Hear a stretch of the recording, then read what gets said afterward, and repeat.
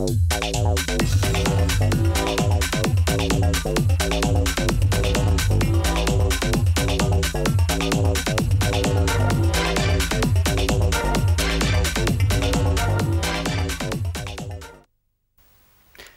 lep pozdrav v oddaji Pogled. Tokrat je znova, lahko rečemo, z nami ljubiteljski zgodovinar Goran Ajtič. Goran, dobrodošlica v našem studiu. Lep pozdrav tebi in tudi našim gledalkam in gledalcem. No, zadnjič, če se ne motim, v prejšnji oddaji sva govorila o starih Grkih. Tokrat bova nekaj povedala, oziroma predvsem ti boš povedal o Rimljanih, ampak preden se dotakneva prav Rimljanov, Rimskega cesarstva, nekaj o antični Italiji. Se pravi, pač v samih začetkih Rima, vedno, pri vsaki kulturi moramo vedno na začetek poseči, preden pač nadaljujemo pač samo debato, kako in zakaj je prišlo do velikega vzpona. Se pravi, v prejšnji oddaji, ko sva imela pod drobnogledom stare Grke, smo ugotovili nekaj, namreč, da tam je šlo bolj kot ne za en sam narod, namreč za Grke na območju Grčije. Bili so sicer Eolci, Dorci, Jonci, ampak vsi so bili nekako istega grškega porekla. Pri antični Italiji, ki je tudi nam malce bližja geografsko, je bila pa stvar znatno drugačna, ker takrat je pač na Škornju, na italijanskem polotoku, v bistvu živelo ogromno različnih narodov, se pravi ogromno različnih kultur, jezikov in dialektov. Če pogledamo samo na sever Italije, kjer so živeli Kelti, potem recimo malce bolj južno na območju današnje Toskane so bili znameniti Etruščani, ki so kasneje na Rim kulturno mogoče vplivali še najbolj od vseh. Potem, če gremo še bolj južno, od Etruščanov pridemo do Lacije, kjer je živel narod Latinov, te se bo seveda pobliže ogledala, ker ne vse zadnje Rimljani so Latini, izvirajo iz Latinov. Še bolj južno, pač na italijanskem jugu, so živeli pa potem Samniti in Sabinci, tudi Grki, ker so bile tam seveda grške kolonije. Seveda, zelo razširjeno je bilo pa tudi pleme oziroma narod Italcev, po katerih je dobila pa cela Italija ime. Italci naj bi bili tudi neka stranska linija Latinov, ki so jih že omenila. Ampak ravno ti Latini, Lacija, to je bila pokrajina Lacija v srednji Italiji, tam, kjer je danes Rim in seveda širša okolica. V sami Laciji je bilo pa ogromno neodvisnih državic. Prebivalci so bili bolj kot ne poljedelci, ukvarjali so se s poljedelstvom, govorili so jezik, ki se je reklo latinščina, pač ker so živeli v Laciji, sami so se imenovali seveda Latini. In mogoče še danes, kot zanimivost, včasih, ko je kdo jezen na Italijo ali pa tisti, ki jih ne mara, še vedno reče, joj, zopet bodo prišli ti Lahi. Tudi ta izraz Lah mogoče zvira iz antične Lacije, čeprav Lacija antična z današnjo Italijo nima ravno veliko. Nastanek Rima, nekaj besed o tem?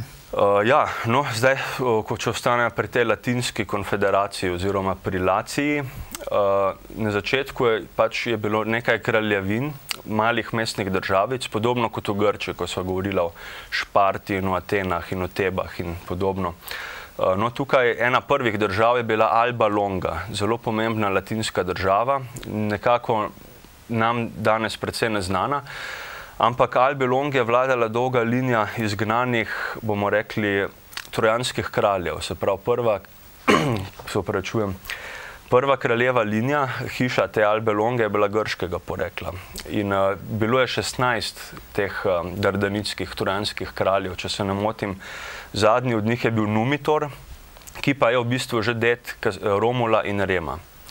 Se pravi, Alba Longa nekako, če je obstajala tam od 12. oziroma od 12. stoletja pred Kristusom, pa vse tja potem do nekako 5. stoletja pred Kristusom. Rim je nastal pa recimo malce kasneje, v 8. stoletju pred Kristusom, leta 753 pred našim štetjem.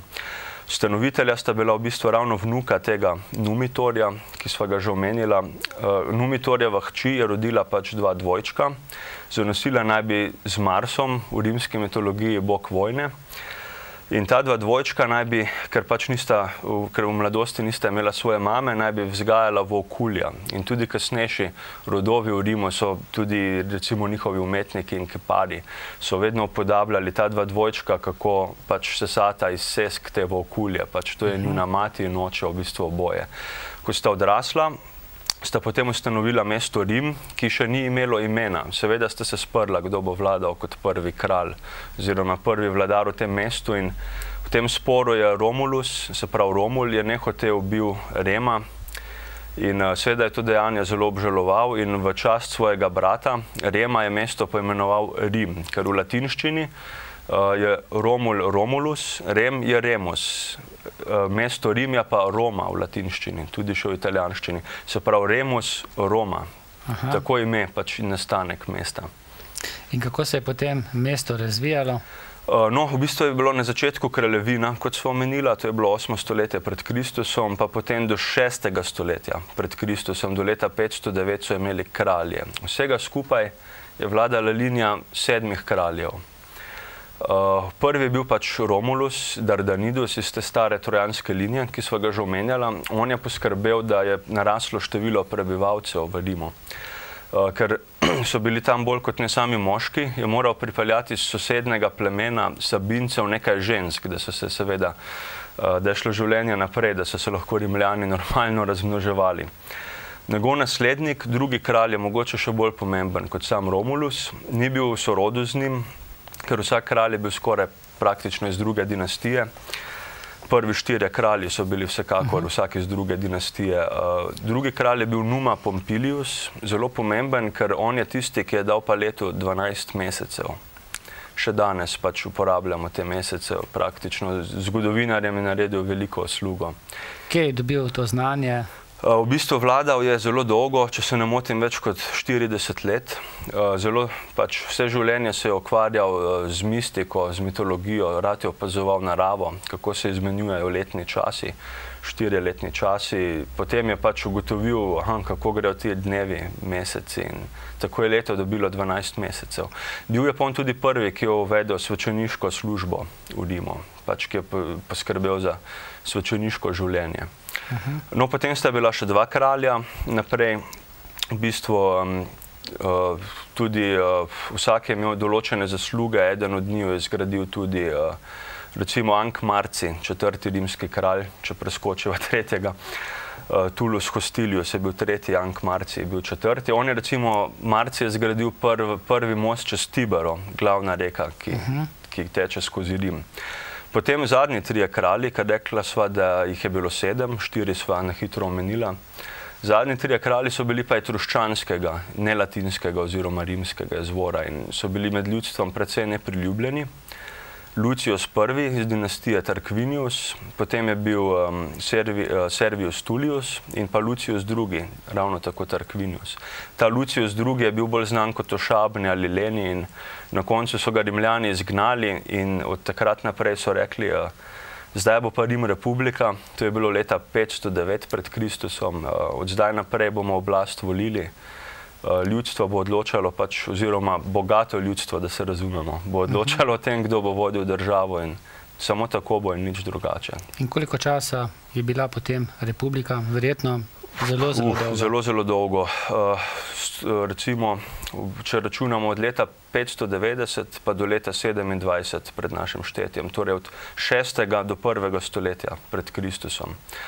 In v tem času republika je bila pa takšna, da v bistvu je še bolje poglobila te socialne razlike in družbene namere kot prej kraljevina, izkazala se je za slabšo. Ker v republiki so prišli na oblast patriciji, to je bilo plemstvo, najbolj bogati Rimljani, ki so iz njihovih vrst izhajali senatorji in vsi te, ki so odločali o deželi. Na drugi strani so bili pa plebejci, se pravi ljudje nekako brez pravic, to so bili srednji in nižji sloji. Tisti, ki niso bili... Tudi obrtniki? Tudi obrtniki, seveda. Tisti, ki niso imeli aristokratske krvi in prednikov. Potem so bili pa še sužnji. Sužnji, to je bilo pa poglavje zase. To so bili pa seveda najnižji sloj, mogoče nekako jih sploh niso šteli za ljudi. To so bili kakšni vojni ujetniki ali pa celo kakšni zločinci. Brez kakršnih koli pravic. Tako je. Ampak tudi ti so se delili na nekako dva razreda. Tako. Lahko rečeva, da tudi pri teh sužnjih bili so tisti, ki so pač opravljali najbolj neljuba fizična ali pa kakšna grda umazana opravila, recimo kakšna komunalna dela, skrbeli so za odplake, za javna stranišča, mogoče hišni sužnji, ravno tako nekaterim se ni prav dobro godilo. Bogati Rimljani, ko so imeli pojedine, so si recimo svoje prste mazali kar v dolge lase sužnjev in suženj, kar je bilo zelo grdo. No, recimo ta drugi del sužnjev, kot sva omenila, ki so bili pa malce bolj spoštovani in malce bolj gor vzeti, če se izrazim po domače. No, oni so bili pa kakšni izobraženi ljudje, kakšni učitelji bogatih Rimljanov, njihovih otrok.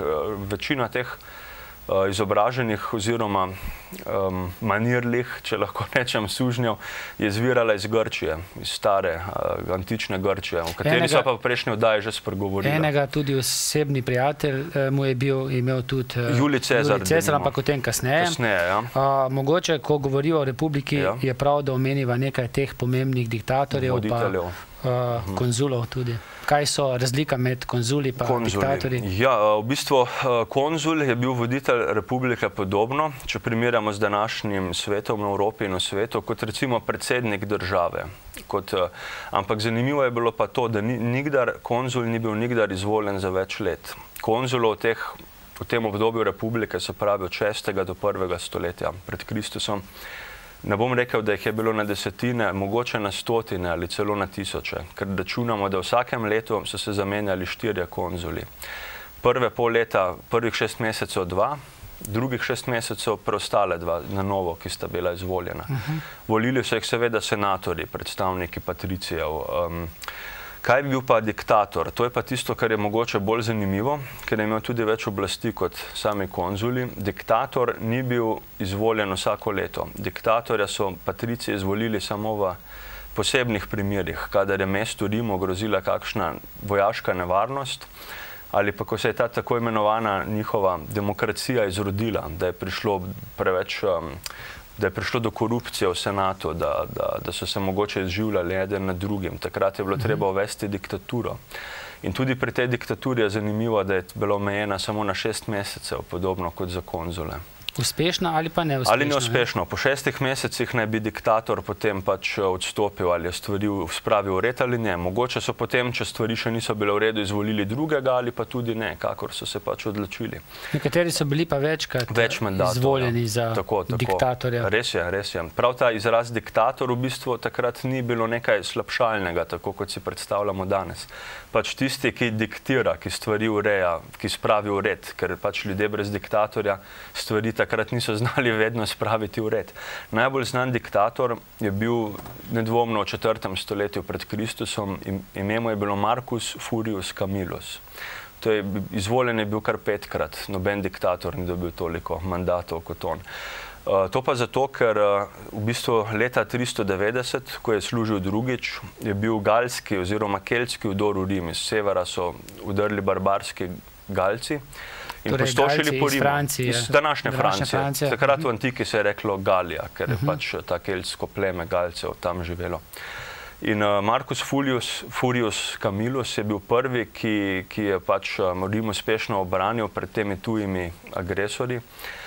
In tudi prvi, ki je konkretno poskrbel za reformo rimske vojske, ki je bila v Rimu zelo pomembna, največji vojaški stroj zahodnega sveta tistega časa. In od takrat naprej, ko je Rim odvrnil galsko nevarnost, je gospod Camillus rekel, da od zdaj naprej se mora Rim širiti in bomo mi tisti, ki bomo osvajali dele Evrope, ker samo tako se lahko Rim ohrani. Gre za majhno mestno državico z nekaj okolice v tistem času in očitno smo zelo ogroženi od drugih evropskih narodov, zato mora priti nujno do rimskega imperija, da ohranimo rimski način razmišljanja in rimski način življenja. In od takrat naprej do leta 390, ko je bil galski vdor, je Rim že obvladoval nekako v Italiji samo območje celotne Lacije. Italiji in kaj šele drugim delom Evrope pa še ni vladal. To je zanimivo. To je prišlo šele kasneje s punskimi vojnami, ko se je Rim zapletel pač v spore s Kartagino, s Hannibalom, znanim Hannibalom. Takrat, ko je recimo v 3 punskih vojnah je Rim dokončno porazil Kartagino, takrat jim je pripadla kar naenkrat kartažanska provinca Hispanija, današnja Španija in tudi Luzitanija, se pravi današnja Portugalska. Se pravi, najprej Rim na območju Italije osvojil Lacijo, v parih stoletjih kasneje celo Italijo, Španijo in Portugalsko je dobil pa z enim samim zamahom. To je zanimivo. Goran, kako je bila sestavljena vojska? Vedno slišimo legija. Koliko je bilo mož v eni legiji? V eni legiji je bilo vsekakor, težko bi rekel točno število, vsekakor na 100 mož, mogoče celo blizu tudi na 1000 včasih. Ker računajmo, da ena legija je bila sestavljena iz 10 kohort. Ena kohorta je lahko štela pa tudi do 500 mož. Kdo pa je sestavljal vojsko? Kdo je poveljeval? No, vrhovni poveljnik je bil v bistvu pač vrhovni general oziroma vrhovni poveljnik, takšen je bil uradni naziv. To je bil običajno, za časa republike je bil to tudi diktator, ki so jih že omenjala. Je imel običajno državno in tudi politično in vojaško oblast. Ena oseba, ki je imela vse v rokah. No, podrejeni so mu bili določeni generali, še niže so bili recimo centurioni, ki so poveljevali tem centurijam oziroma tem kohortam, ki so jih že omenila. Najnižje so bili recimo legionari, pešaki, legionari, po njih se imenujejo legije. Ampak tudi to ni bil najnižji rimski sloj. Revni enostavno sploh niso mogli služiti vojske. Res je. Na začetku v bistvu in večino časa obstanka Rima je bila sicer vojska obvezna, vendar je bila samo v okviru teh premožnejših ljudi. Pač v vojsko so morali vstopiti samo kakšni patriciji, lahko so vstopili tudi bogati plebejci, tisti, ki so imeli dovolj denarja. Da se si lahko opremo. Tako, ker oprema, to je zanimivo, da ko omenjaš. Oprema jim ni zagotovila država oziroma sama vojska, ampak je bil vsak posameznik, ki je bil poklican v vojsko, dolžan sam kupiti svoje orožje. Se pravi, svoje šleme, oklepe, čelade, sulico ali meč. In tukaj se je točno kazalo, pač tukaj se je dalo videti. Tisti, ki so bili bogatejši, se pravi iz najvišjih in iz najbolj imenitnejših vrst patricijev, so lahko imeli zelo dobro in pač lepe oklepe in veliko orožja, toliko, kot so ga pač potrebovali. Tisti, ki so bili revni, so imeli za zaščito samo nekaj kovinskih ploščic pritrjenih na trebuh, recimo nekaj golenic, pa mogoče samo en rimski meč in nič več. Ali pa še to ne. Nekateri so bili samo s fračami oboroženi. In vojaška obveznost je trajala? Ja, to je tudi zanimivo. V bistvu nekako na 6 let je bilo to na začetku določeno. Kasneje, ko je konec... Pa to ne pomeni 6 let biti nekje v eni vojni, ampak na čakanju doma. Tako, ja, 6 let je bila ta zavezanost vojske. Če te diktator oziroma konzuli, če so te klicali v vojsko, kasneje cesar, je bilo potrebno iti. Bilo potrebno iti v roku tistih 6 let, ko je bil človek zavezan. Vstopali so v vojsko že pri 17 letih, nekako med 17 in 25 letom so jemali ljudi nove, da so novačili za vojsko. Kasneje, za časa prvega cesarja, Gaius Octavianus Kajzar oziroma Gaius Octavian Cezar, kot ga poznamo v slovenskem jeziku, se je pa recimo 6 let služenje vojsko oziroma zavezanost vojski dvignilo še za 10 let, kar na 16 let torej. Še kasneje, ko so bili diktatorski cesarji, je trajalo 20 let in podobno. To se je spreminjalo po obdobjih, po stoletjih. No, če malce preskočiva vse skupaj, kaj se je še dogajalo pomembnega do tistega časa, ki ga zelo dobro poznamo, do časa Julija Cezarja? No, do takrat je trajala ta republika nekako malce več kot 500 let, skoraj 600 let, kot sva že ravno omenila. No, prvo stoletje pred Kristusom, ko nastopi Julij Cezar, je po Rimski republiki, pozni republiki, ker cesarstvo je že trkalo praktično na vrata, je znano kot stoletje državljanskih vojn v Rimu. In marsikakšen zgodovinar ali ljubitelj rimske kulture, ki se ozira nazaj, si mnogokrat reče, moj bog, saj Rimljani so bili pa večkrat v vojni sami s seboj kot pa proti tujim narodom. In to niti ni tako daleč stran od resnice. Ker Julij Cezar, moramo računati, to je bil res izjemen mož. Imaš kakšno novo fotografijo mogoče od njega? Ja, lahko pokaževa tudi vmes pa lahko pripoveduješ. Tako, kakšno sliko tega izjemnega moža, ker Rimljani pač so bili znani kot mojsterski kipari. Naučili so se te obrti od starih Grkov in jo še bolj izpopolnili, tako da imamo danes te podobe zelo dobro ohranjene. Recimo tule že vidimo tale velika fotografija Julija Cezarja. Zdaj imamo dober pogled, kako naj bi ta veliki mož izgledal. To mes pa malce pripoveduje o njem. Tako. Julij Cezar, zakaj je tako pomemben? Rodil se je nekako leta 100 pred Kristusom, umorjen je bil pa leta 44 pred Kristusom. V bistvu je zelo pomemben, ker je bil največji vojskovodja vseh časov v antičnem svetu, takoj z Aleksandrom Velikim. V bistvu pa za Rim je osvojil Galijo, današnjo Francijo. Galce sva prej že omenila, ko je bil pač v 4. stoletju vdor v Rim.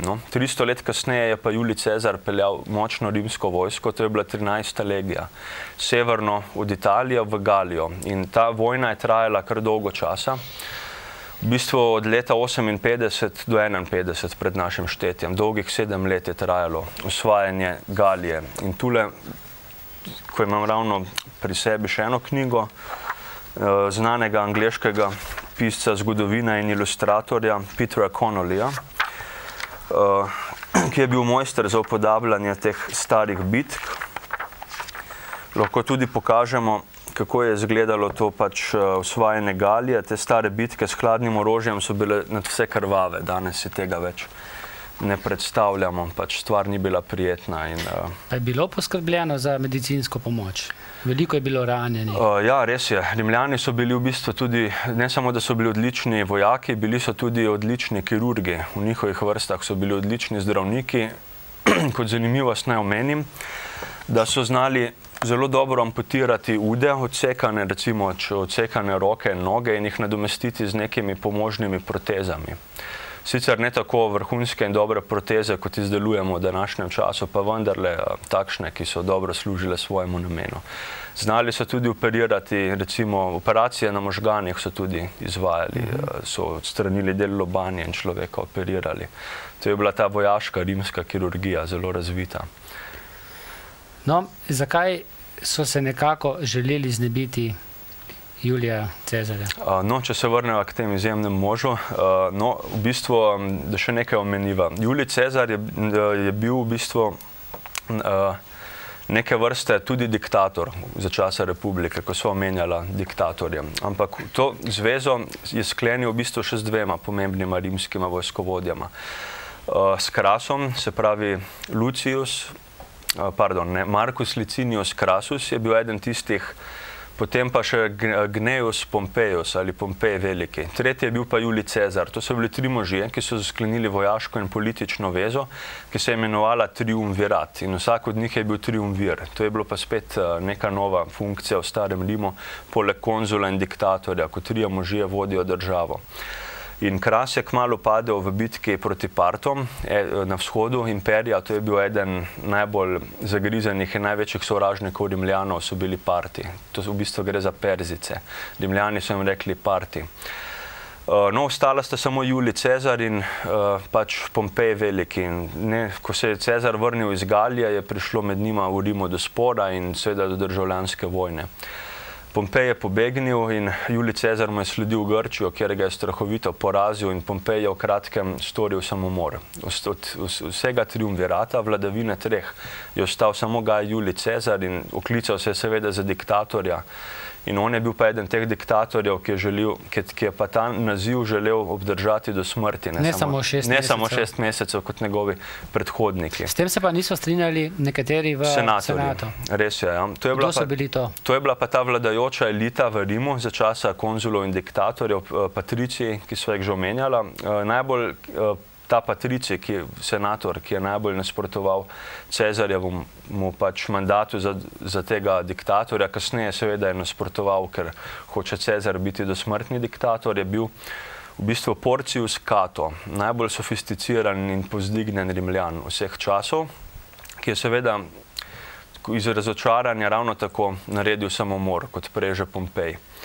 Drugi, recimo veliki prijatelj Kata, je bil pa tudi Marcus Tullius Cicero. To je bil pa znan govorec v starem Rimu, znan politik, zelo pomemben senator. Imel je nekaj takih govorov v senatu, ki so se zapisali v zgodovino. On je bil pa tisti, ki je po Pompejevi in kasneje tudi po Katovi smrti celo javno nasprotoval Juliju Cezarju in se ni strinjal z njegovimi pogledi na politiko. Julij Cezar, plemenit mož, kakršen je bil, svojih sovražnikov ni želel vedno kar umoriti in je pač užival v odprti debati, tudi če so bili ljudje nastrojeni proti njemu, dokler seveda niso segli po orožju, da se razumemo. No, kasneje, če nadaljujeva zgodbo o Cezarju, je pač sam Cicero, ki sva ga že omenjala, on sam nekako to zaroto, ki naj bi Julija Cezarja fizično odstranila sveta, ni bil vpleten. Bilo pa je nekaj somišljenikov Cicerona, še bolj agresivnih od njega, to sta bila recimo Brut in Cassij. Brut iz stare hiše Junijcev, ki je bila hiša Julijcev, iz katere je bil Cezar mogoče malce sprta z njimi, že stoletja prej, se pravi, je bilo to že v družini. Pa seveda Marcus Cassius Longinus, to je bil bolj znan kot Cassij, Brutov pajdaš, ki je najbolj nekako navijal za to, da Cezarja umorijo. In to se je potem leta 44 pred Kristusom celo zgodilo in to kar v samem senatu, da sta Brut in Cassij, ogromno ljudi, morilcev je bilo 27 ali celo več. To je bil tak dogovor? Dogovor. Toliko je bilo obodov na truplo Julija Cezarja, 27. Brut je bil zadnji, ki je zabodel Cezarja in te znamenite besede Cezarjeve, ko so ga pač vsi že zabodli, je do njega na koncu pristopil še Brut. Ves nekako živčen, nervozen, da rečem po domače, ni vedel, ali naj Cezarja zabode ali ne, ker nekako na nek način mu tudi ni bilo všeč, kar so storili. Cassij je bil gonilna sila, da ubijejo Cezarja in ne Brut. Brut je bil tisti labilnež, ki ni vedel, ali bi ali ne bi in na koncu se je odločil, da bi. In on mu je zadal ta zadnji ubod z bodalom in Cezar je bil seveda razočaran, tudi ti Brutus. To so bile njegove zadnje besede. Ker moramo omeniti še nekaj. Za časa življenja, še preden so Cezarja umorili, je Cezar z Brutom bil v relativno dobrih odnosih in včasih sta skupaj igrala kakšne igre, imela sta dolge večerne pogovore o vojaških in političnih zadevah. Ni pa se Brut strinjal s tem diktatorskim pristopom vodene države, kar je zagovarjal Cezar in to jo je mogoče odtujilo. Kaj se je potem dogajalo? Vem, da je bilo potem nekaj zapletov glede oporoke, ki jo je spisal. In glede nasledstva Julija Cezarja. Res je. No, zdaj v bistvu smo prišli v najbolj zanimiv del, v najbolj zanimivo obdobje te rimske zgodovine, še vedno v 1. stoletju pred Kristusom. Ma pa približno še pol ure. No, toliko, da vemo. V bistvu Cezar je določil v svoji oporoki naslednika, Gaius Octavianus Cezar. V resnici je bil ta mož njegov, ta fant takrat je bil v bistvu njegov pranečak. Cezar ga je pa posinovil. Ker to je bilo pri starih Rimljanih navada, da so v bistvu svoje naslednike kar posinovili. Temu se je reklo adopcija. To seveda ni bilo všeč Marku Antoniju, enemu najbolj zvestih prijateljev in generalov Julija Cezarja. Skupaj sta se bojevala še v Galiji, kjer mladi Oktavijan seveda ni sodeloval. Ampak je moral Mark Antoni to kar sprejeti. Spovezal se je z Oktavijanom, Cezarjevim naslednikom in že 2 leti po Cezarjevem umoru sta Antoni in Oktavijan kaznovala Cezarjeve morilce, se pravi Bruta in Cassija. To se je zgodilo leta 42 pred Kristusom v severni Grčiji, to je bila bitka pri Filipih. Kaj je pač zanimivost te bitke? Brut in Cassij sta imela na voljo 14 legij. Antoni in Oktavijan 19, se pravi, sta bila v vodstvu, tudi bolj pomembna in uspešnejša stratega od Cassija, oba dva. No, ampak pomembno je to, da je bila to najbolj kruta bitka v vsej rimski zgodovini, najbolj krvava, kjer je seveda šlo za vojno Rimljanov proti Rimljanom, govorimo o državljanski vojni. Brut in Cassij sta bila poražena, umorjena v bitki. Zmagovalca Antoni in Oktavijan sta se pa seveda čez dobrih 10 let v bistvu še prej sprla, glede oblasti, kdo bo pač vladal v Cezarjevem imenu. In v bitki pri Akciju, ravno tako v Grčiji, na morju, to je bila pa pomorska bitka, leta 31 pred Kristusom je Oktavijan kruto porazil Antonija.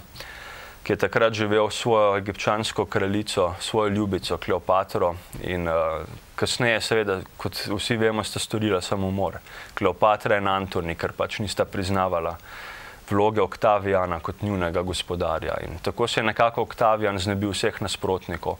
Omenim naj še to, da je dal umoriti tudi 4-letnega Cezariona, to je bil pa pravi sin Gaja Julija Cezarja in Kleopatre, ko je bila Kleopatra še njegova pač priležnica, je rodila Gaja Juliju Cezarju pač sina, ampak Oktavijan kot posinovljenec tega ni mogel gledati in je pač odstranil še otroka. To je bilo najbolj grdo dejanje njegovega življenja. Samemu Rimu je vladal potem 41 let, vklical se za prvega cesarja, ukinil dolgoletno republiko.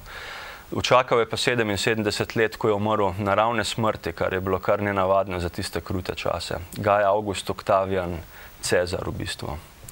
Naslednik Cezarja in ustanovitelj dinastije Kajsar, ker v latinščini Cezar se izgovori Kajsar. Iz tega tudi ime Cesar. To je bil prvi cesar v Rimu in nasploh v zahodnem svetu v Evropi. In iz tega imena Kajsar pride tudi cesar za vsa evropska cesarstva kasneje in tudi za vse rimske voditelje. No, kateri so bili še potem tisti najbolj znani, pomembni cesari? No, zdaj v bistvu nekaj bo celo pokazala, da si bodo naši gledalci malce lažje to predstavljali. Omenila sva zdaj Gaja Julija Cezarja, ki ni bil cesar, bil je triumvir in diktator Rimske republike, sanjal pa že je o cesarstvu. Cesar je bil šele njegov posinovljenec Oktavijan, kot sva omenila. Tule recimo imamo dober pogled, kako je izgledal ta znameniti Gaj August Oktavijan Kajsar, posinovljenec Cezarja. Tudi precej radi so ga imeli, ne? Res je, ja. Bil je zelo pameten, učen mož, bil je ves razumski, ni bil divji, nekako končal je stoletje teh krutih državljanskih vojn v Rimu, zato ga je ljudstvo morda sprejelo kot cesarja. Pač rajši imamo nekoga, ki je sicer cesar in tiran in skrbi za mir, kot pa razpuščeno republiko, ki je bila na koncu skorumpirana in vsak senator je hotel vladati po svoje. No, njegovi nasledniki niso bili tako prijetni, seveda kot tule spodaj. Tale slika vidimo v bistvu že Nerona, to je zadnji Cezarjev naslednik. To je pa tisti, ki je dal... Naj bi dal zažgati Rim. Naj bi dal, se ne ve. Čeprav sami zgodovinari zadnje čase trdijo, da Neron ni bil za tem, da je do požiga prišlo slučajno.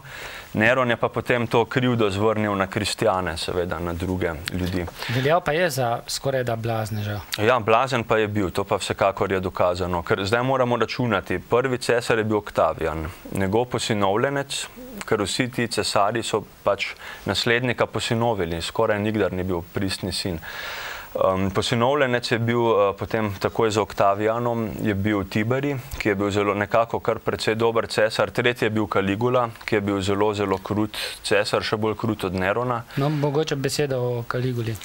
Ja, Kaligula je bil v bistvu, vladal vse skupaj samo 4 leta, od leta 37 do 41 našega štetja. Ko so ga umorili, je bil seveda še zelo mlad, 4 leta njegove vladavine v Rimu je bilo več kot dovolj, ker se je Rimu utapljal v krvi. Organiziral je okrutne pojedine orgije, kjer se je pobijalo ženske, posiljevalo se je moške in ženske na teh orgijah. Padale so glave, bajde z glavami je zelo rad kot nekako kegljal, tako so se ohranili zapiski. Veliko krat se je pojavil tudi na kakšnih porokah, kjer je preden se je ženin poročil z nevesto, je na silo posilil to nevesto, včasih pa morda tudi ženina, ker on ni izbiral, ali je bila ženska ali moški. Imel pa se je za Boga. Imel se je tudi za Boga, njegovo spolno slo in njegova želja po krvi, to dvoje je bilo nenasitno. In na koncu, ko so ga umorili, še to kot zanimivost, umorili so ga pa pretorijanci, se pravi njegova osebna straža, ljudje, ki naj bi varovali njegovo življenje. Ker pač niso prenašali, da Rimu vlada takšen blaznež, ker v 4 letih je v njegovem imenu umrlo na 100 ljudi in tako se ni moralo nadaljevati in hvala Bogu, da so prišli ti ljudje do razuma in da so ga pač zabodli, pač umorili in to je bilo konec te tiranije. Tretji rimski cesar je bil najbolj kruti, Kaligula. No, nasledil ga je njegov stric, Klavdij, sicer je bil nagnjen k jecljanju, vendar je bil zelo pameten in učen mož. No, njegov naslednik, zadnji iz te Cezarjeve dinastije, teh posinovljenih cesarjev, vendar iz iste hiše. Zadnji je bil pa Neron, ki smo si ga prej že ogledali na fotografiji. Ni bil tako krut kot Caligula, bil pa je morda bolj blazen in nor in na nek način tudi nek manjak, če lahko tako rečem. Kaj pa je potem sledilo? No, sledilo je obdobje 1 leto, ko so se zamenjali po Neronovi smrti. Seveda tudi Nerona so umorili, to mislim, da sploh ni potrebno poudarjati posebej. Po njegovi smrti je bila kratka vladavina 3 cesarjev, na kar je prišla v 1 letu seveda. Potem je prišla na prestol Flavijska dinastija. To so bili pa 3 cesarji, Vespazijan, Tit in Domicijan. Zelo kratko obdobje, vsega skupaj nekaj desetletij, da so vladali ti 3 možje. Za časa Tita, to je bil drugi iz te vladavine, je Rim dobil neko zelo kolosalno zgradbo. Tit je vladal, da še to omenim, od leta 79 do 81, v 1. stoletju našega štetja. On je odobril gradnjo tega amfiteatra oziroma koloseja, monumentalna stavba v starem Rimu. 50 metrov je bila visoka, premiera je imela 537 metrov, še danes v bistvu v istih merah, ker se je seveda ohranila. Ko so ta kolosej otvorili, to je bilo leta 80, 1 leto po vladavini Tita, je bil zgrajen in takrat je bila slavnostna otvoritev. Takrat so trajale te igre, cirkuške in gladiatorske igre, dobrih 100 dni zapored. Takrat je umrlo na 100 gladiatorjev in baje več kot 5000 živali. To je bila ena velika tragedija za časa Titove vladavine. Celo ljudje, ki so se želeli ogledati te borbe gladiatorjev z živalmi, so morali z početka stopnino plačati. Ja, ampak s časoma je bilo pa to potem ukinjeno, ravno za časa cesarjev, ker ljudje nekako plebs oziroma plebejci, to so ljudske množice, ki smo že prej omenjala, ti plebejci so bili v bistvu nekako so živeli po reku kruha in iger. To je pomenilo, pač patricije bodo vladali državi, jo vodili po svoje, s cesarjem, diktatorjem na čelu. Plebejci se bodo zabavali po teh okrutnih gladiatorskih in cirkuških igrah, dokler ni vstopnine in dokler jim delijo kruh za ston, je narod zadovoljen, pač ne vtika se v politiko in nekako država funkcionira tako, kot mora, vendar je bil to zelo krut šport, kruta zabava. Predvsem od razlike od starih Grkov. Ja, stari Grki so imeli recimo radi gledališče, kot smo ravnokar ugotavljali v prejšnji oddaji, in seveda olimpijske igre so bile pomembne. Rimljanom se je zdelo pa to skoraj, da ne rečem malce za malo in pod častjo, da bi oni šli gledati gledališče ali pa kakšne atletske igre. Oni so želeli kri in še enkrat kri. Radi so gledali gladiatorje, odsekane ude, trupla. To so bile krute stvari. Najbolj krut del v amfiteatru je bil za časa, ko so preganjali kristjane, še prej za časa Nerona, ko smo ga omenjala. Kristjane so žive in gole privezali k kolom in na njih naščuvali divje zveri. Levi so bili najbolj priljubljene, te zveri med Rimljani. In potem so ljudje gledali in se veselili, kako zverine žrejo žive ljudi. To so gledali tudi diktatorji? Tudi cesar je bil s družino prisoten, gledali so to patrici, pač gledali so to plebejci, moški, ženske, tukaj sploh ni bilo razlik.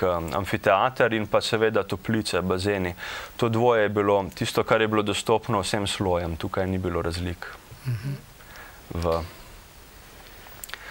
No, recimo, zdaj, če omeniva še nekaj dobrih cesarjev na hitro, da ne bo samo pri okrutnežih. Stari Rim je znan po krvi in nasilju. Bilo pa je tudi vladavina dobrih cesarjev. To je bilo pa konec 1. in v 2. stoletju našega štetja. Pomemben je recimo Trajan, Marcus Ulpius Trajanus. Pomemben je tudi zato, ker je to prvi cesar, ki ni po rodu Rimljan. Prihajal je iz provinc, iz Betike, to je današnja Španija, današnja Andaluzija. Se pravi, je bil keltskega porekla. Stari Hispanci so bili Kelti, so samo posredni predniki današnjih Špancev. Ta Trajan je znal Rimu vladati bolje kot vsi rimski cesarji skupaj prej. Skrbel je za mir, usvojil je pa tudi Dacijo, to je današnja Romunija, celotno državo. sicer pa ni bil nek krut tiran kot Caligula ali Neron. Potem njegov posinovljenec je bil Hadrian, tudi on je bil iz Španije, oziroma iz Hispanije tisti čas. On je skrbel za mir v cesarstvu, on sploh ni imel osvajalske politike, ni želel novih držav in ozemelj, ampak je skrbel za meje na cesarstvu, utrjeval je meje, da niso v cesarstvo odirali barbari.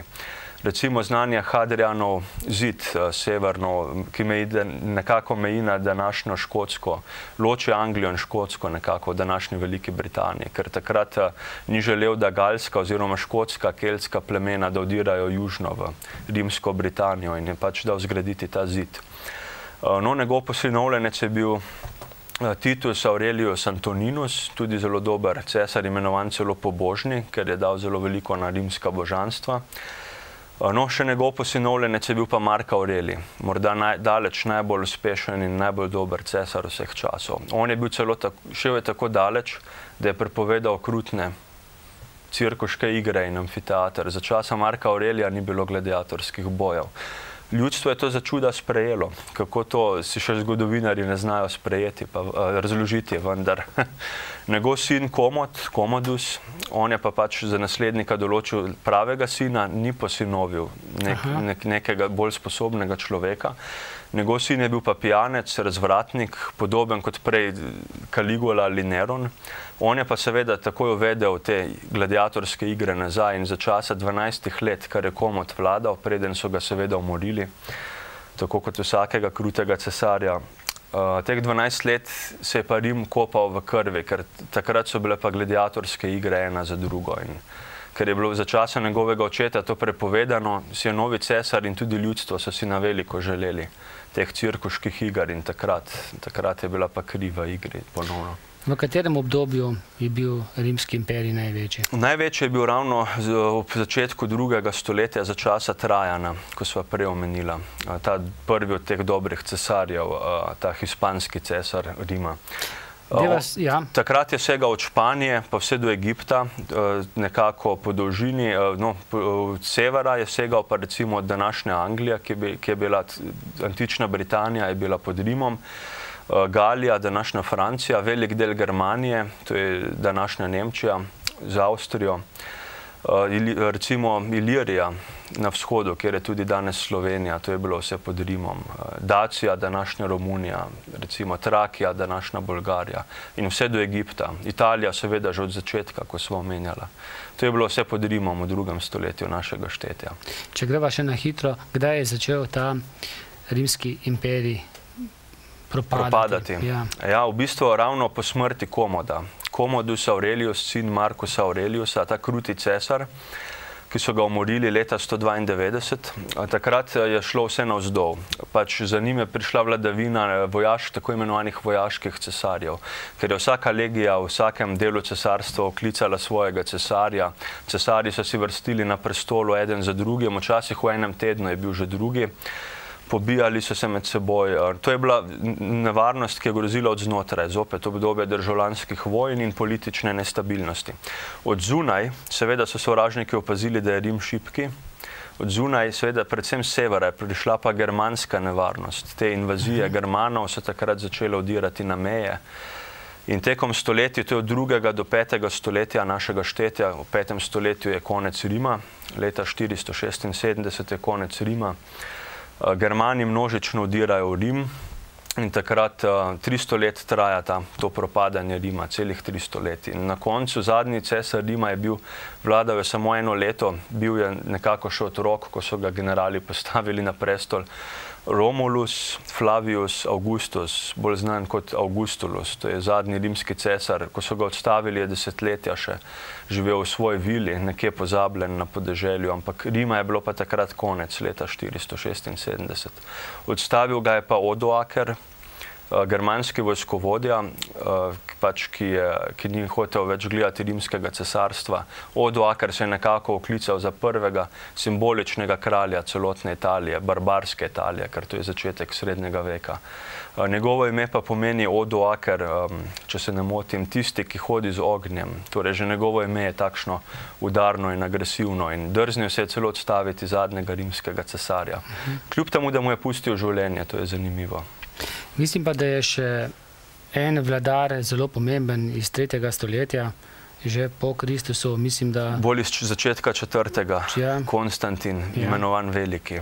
Res je, on je vladal pa od leta 306 do leta 337 in on je tisti, ki je pač nekako se odločil, da so stara poganska božanstva preživeta in on je tisti, ki je uvedel krščanstvo kot edino pravilno državno religijo. Pač, da kristjane so Rimljani včasih preganjali, Konstantin je pa pač to ne samo, da je legaliziral, ampak je celo napravil za obvezno nekako državno vero.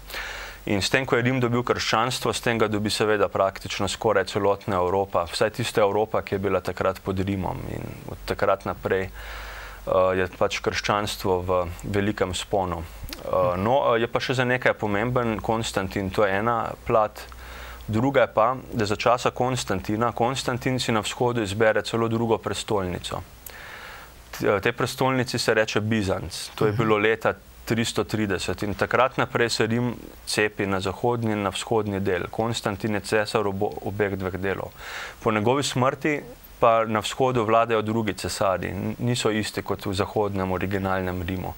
In če je originalni Rim padel v 5. stoletju, vzhodno bizantinsko-rimsko cesarstvo traja pa potem do 15. stoletja. Se pravi, prvotni Rim preživi za celih 300 let, ko ga Turki osvojijo in uničijo šele leta 1453. Aha, zanimivo. In to je pa padec pač vzhodnega Rima, ampak o tem bi se dalo še kdaj drugič razglabljati. Koren še nekaj o prehrani, tudi to bi me zanimalo. Kakšna je bila takrat za časa razcveta?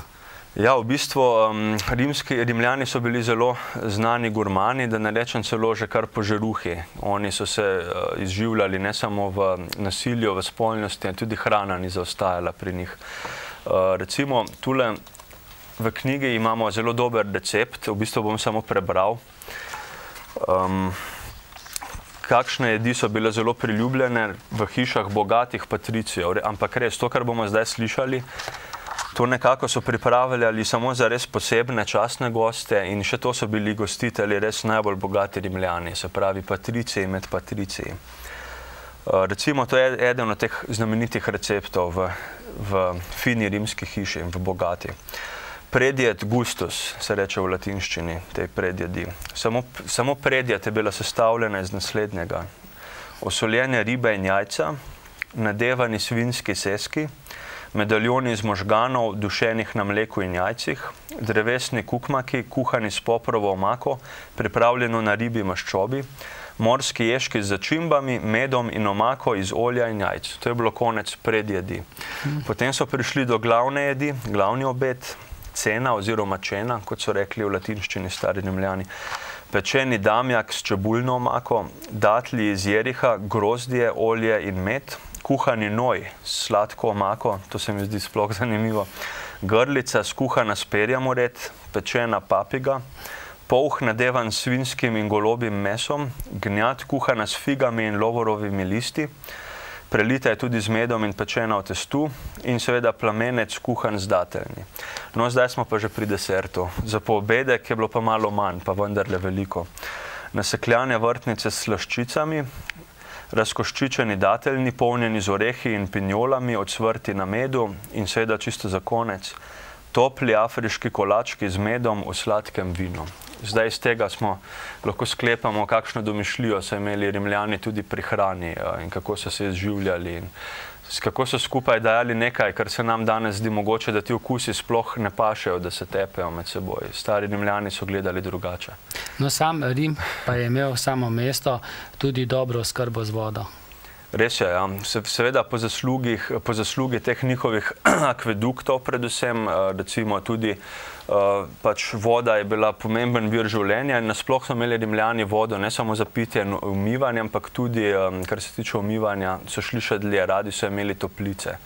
V te, recimo, rimska kopališča je imel ravno tako, vstop je bil prost, ravno tako za vse sloje, tudi ženske so se lahko udeleževale. Pač Rimljani so zelo dali na svojo osebno higieno, skrb za telo je bilo zelo pomembno. Tule vidimo zopet bogato rimsko vilo v prerezu, znotraj vidimo tule v bistvu vidimo, da je tudi tukaj bazen, kot neke, tudi bogate rimske hiše so imele svoje privat kopališče. Z ogrevano vodo. Z ogrevano vodo, to je zelo pomembno, res je, ja. Tudi stanovanja oziroma te palače so bile ogrevane. Res je, ja. Rimljani so imeli v bistvu zelo dobro razvito, kako bi rekel, centralno ogrevanje. Pač zakurili so in potem ta dim, ki se je pač kadil ven iz ognja, je bilo tako narejeno, da je pač šel v neke cevi, ki so bile spodaj pod tlemi in to je nekako grelo celotno rimsko hišo. Goran, tudi te vedno vprašam, v katerem obdobju Rima, razcveta tega rimskega imperija bi ti živel?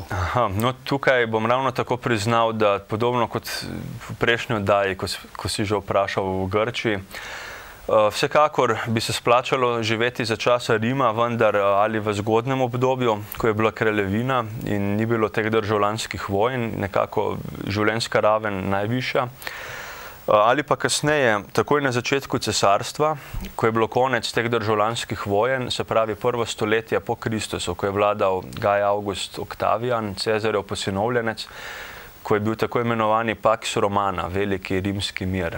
In takrat je bila nekako blaginja na višku. Tudi literatura, poezija, recimo Plaut, Kabul, Terence, takrat je največja poezija je nastala za časa Octaviana. Nekaj tudi kasneje za časa Nerona, ampak glavnina pa za časa Octaviana, prvega cesarja, ki je dal Rimu in izčrpanemu rimskemu ljudstvu končno mir in da je bilo vojn za celih 200 let konec. Res pa je, da ne bi si želel doživeti vladavine, recimo, vemo koga, Caligule ali pa Nerona. Dobro bi bilo, da takrat pač čakati neko starost in umreti nekako za časa Octaviana ali Tiberija, ker Caligula pa, to je bilo pa poglavje zase. Si pogosto v Italiji, v Rimu? Do zdaj samo enkrat, leto 1994, še v prejšnjem stoletju. V Italiji sem bil že kar precejkrat, vendar ne v Rimu. Več se sučem okrog Benetk nekako ali pa v Toskani. V Rimu sem bil pa samo enkrat. Čeprav, da ne bo nesporazuma, tudi v Benetkah že veliko let nisem bil. Goran, kaj nam pripravljaš za naslednjo oddajo? O čem bo tekla beseda? Kaj si boš izbral? V bistvu, glede na to, da se zdaj ta antični svet Evrope malce že pregledala, nekako se zdaj bliža bolj grdo obdobje evropski srednji vek. Mogoče je bilo zanimivo, ko smo že ravno govorili o Rimu in o imperiju, da spregovoriva še o svetovnem, ne samo evropskem, ampak svetovnem imperiju. Se pravi, da bi drugič govorila o dinastiji von Habsburg, se pravi o Habsburžanih, ki je bila dolgih 500 let najmočnejša hiša na svetu, ne samo v Evropi. Se mi zdi primerna tema kot nekaka tematika, ki nasledi antični Rim. Se strinjam. Ker ne na vse zadnje so tudi Habsburžani v 15. stoletju se sklicevali na to, da izvirajo iz cesarskega Rima in še prej iz antične Troje, ampak to je bilo seveda samo mit, to ni bilo nič dokazanega.